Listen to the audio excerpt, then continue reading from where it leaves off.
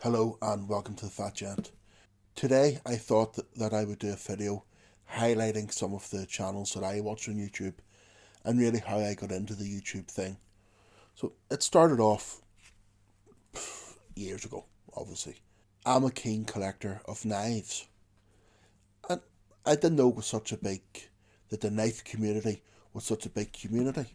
So one day I just looked up on YouTube for UK knife makers, and up popped a chap called Doberman Knives.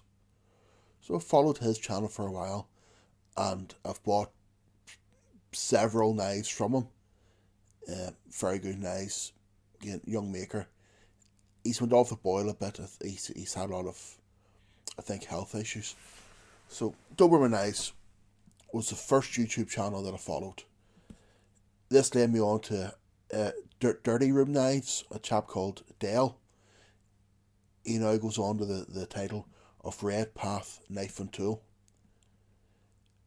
I would put him up amongst one of the best knife makers out there. His stuff is fantastic. He does military stuff. He does bushcraft type stuff. Everyday carry.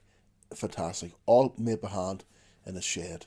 I've commissioned several pieces from him. We're working on one at the minute. Dale is a true gentleman in the game.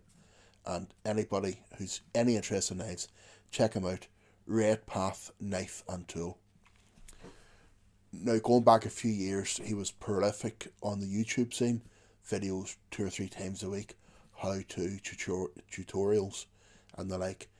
He puts up very few videos now, but go back through his back catalogue, and you'll be amazed at what he does.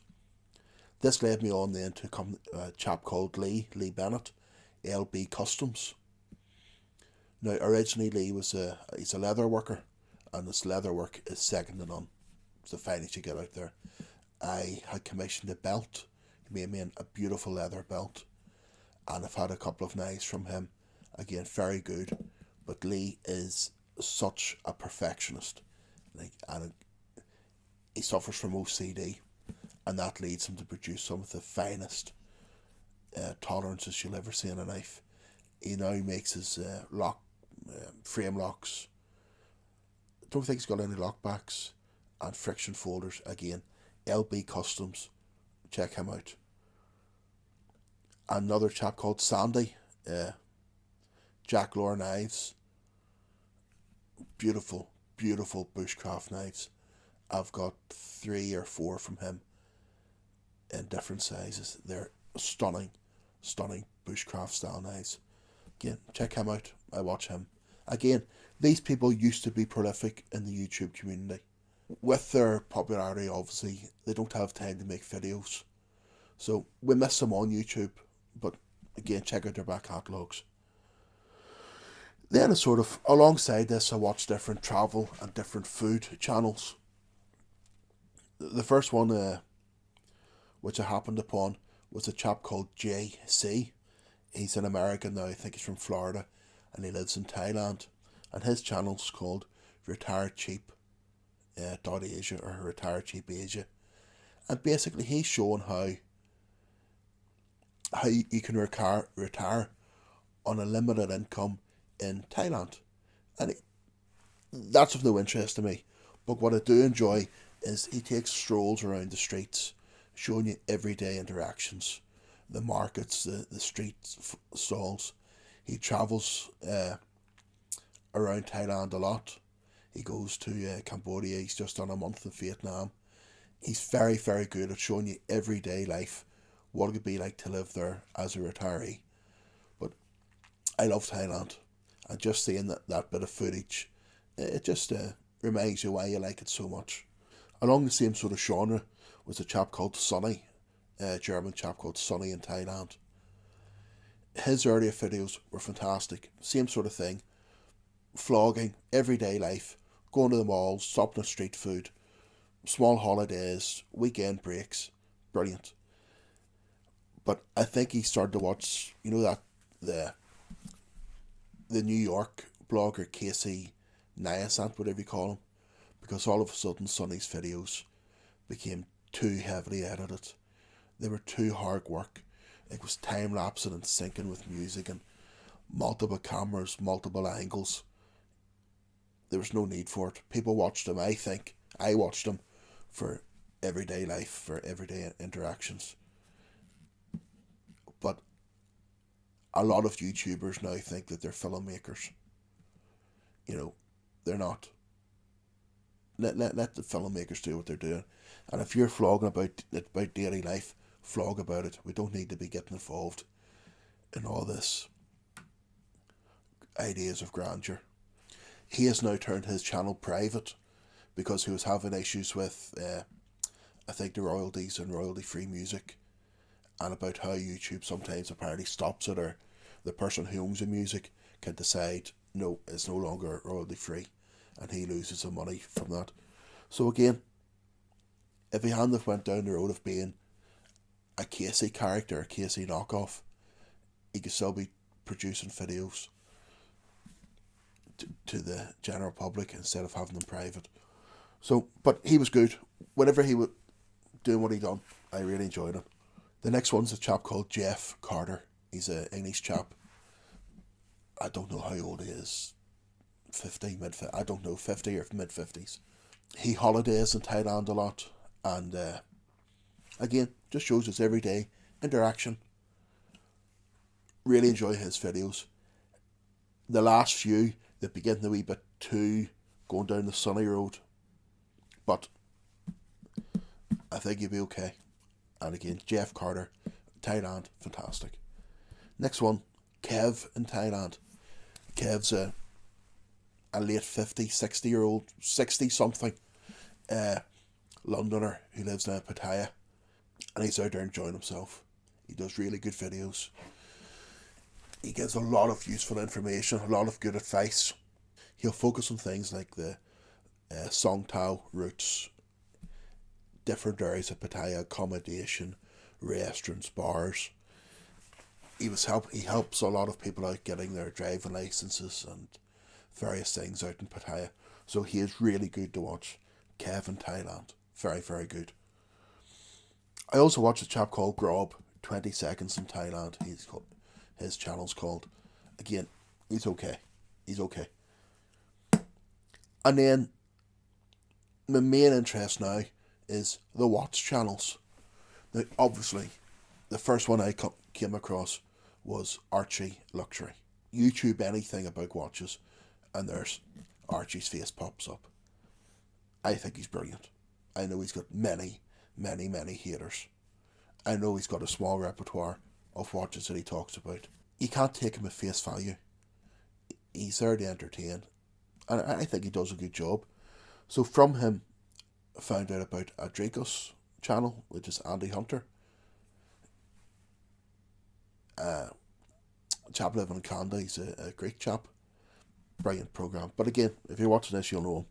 Simon Crane was the next one. Scottish chap. Again, his earlier videos were mainly all watches. He does a lot of different things now. But again, I really enjoy watching his shows. He has a bit of a laugh. He doesn't take himself too seriously. He's a good one. The Urban Gentry. At the start, yes, very good. Normal chap trying to do a YouTube channel.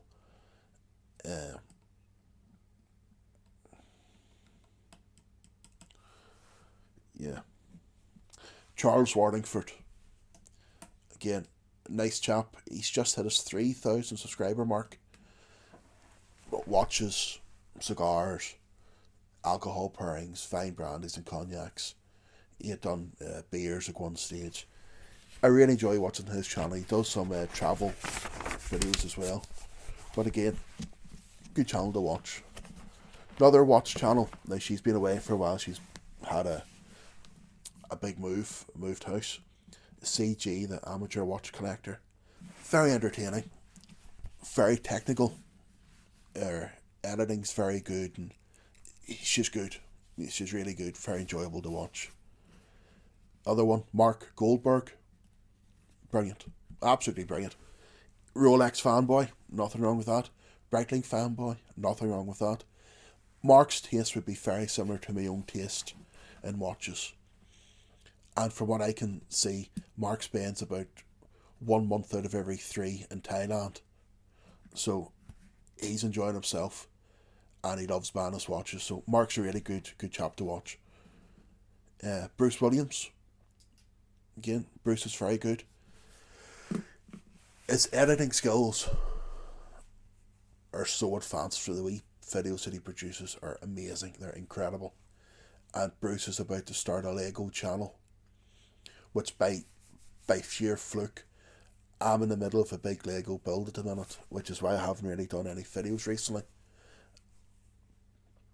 You know, we've only got a certain amount of time in the evenings to do what we're doing after we deal with our family commitments. And this Lego build so far, I'm 11 hours into it, and I'm probably only halfway there. You know, it's a big build. So Bruce Williams is brilliant. He's about to start his Lego channel to run alongside his watch channel. Highly recommend him. I also watch a chap called Watches Galore. Again, very good. Everyday sort of watches, but very enjoyable to watch. Now, I have to say this. Everyone that I watch there, I enjoy. I know that I'm forgetting some people. And Federico. Freak me, how did I forget Federico? Federico appears to be a gentleman. I really enjoy his program. I really enjoy his channel. I'm just going to fix this camera a wee bit. Federico. I really enjoy his program on his channel. His knowledge of the retail side and the merchandising side of the watch industry seems to be very good. He's a young fella, he's late 20s. I think he's been working in the watch industry about 10 years. And he now acts as a consultant and will train the people in the boutiques and in the shops and the IDs. So really, really good. I like Federico. I have a lot of time for Federico. So Federico, definitely. Federico Talks Watches is one to watch. I've just realised while I'm editing this video together that I forgot about KDP. KDP Ross. Brilliant channel. Young fella, big into his watches, big into his fountain pens, scuba diver, keen traveller. He's lived in a lot of countries. I really enjoy his programs. He always gives me a shout out in his different shows. We've a lot of similar things in common, and I cannot believe that I forgot to include him on this list. So sorry, KDP, sorry I missed you out, but you're in now. Now, as much as I enjoy watching Federico stuff, I think the best watch channel out there at the minute, from my point of view, is Armand the Watch Guy. I've seen his channel explode in popularity, but he just talks about what's going on, what he sees in the watch catalogues, what he sees in the dealers, what he sees in the various publications. And it goes into fairly good depth about the watches and about the history and the mechanics, the movements, the calibers of the watches. Armand's a very, very good channel to watch. It's put a lot of watches across my eyes that I wouldn't have seen and that maybe would never have considered. Rarely does he have any watches in hand. He's got sort of a lower end collection.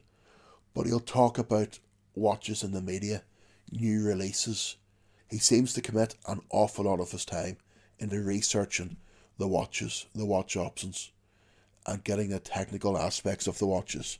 He's educated me a lot with the different watches on the market and the up and coming watches. And I was delighted to hear him say in his latest video that he would be travelling to Baselworld this year, and he's going to spend a couple of days on it, because it amazes me how many of these watch channels don't bother going to the shows. They just don't go. One instance, big show in New York, and I know one of the big channels this past 2 or 3 years hasn't bothered going to a show at the end of the street. You know, commit to the channel. If you're going to have the channel, commit to it and do what you're doing. And Armand, big thumbs up. I love your channel. I love it. So that's sort of the end of the channels that I wish to speak about. As I said, I'm in the middle of quite a big Lego build. So I'm going to put together a video. It'll probably be a couple of weeks away. And it just follows me along on the build from a pure newbie's point of view. I haven't made Lego in years. And this is going to be, this is the biggest build I've ever done by far. So it's going to be an interesting wee video. It's a learning curve. I'm making a lot of mistakes on the video aspect of it. I realise there's much more equipment that I need. But again, we'll get there. It's all for a bit of fun. And really enjoying doing it. So hopefully a couple of weeks time that video will be out. I've bought myself a new microphone. I'll just show it here. Forget what it is. Shure. It's a Shure AMV5. It's not expensive, but I just wanted something nice and tidy. And it seems to fit the bill. I'm also trying to decide about a camera. I have been looking at the Panasonic GX8. A couple of weeks ago, Panasonic had an offer. You were getting £200 cash back on the camera, which was fantastic. So I was in the middle of buying it online, and I had to do something in the office. And to be honest, I forgot about it until today. I went back to buy it today, and the offer's finished. And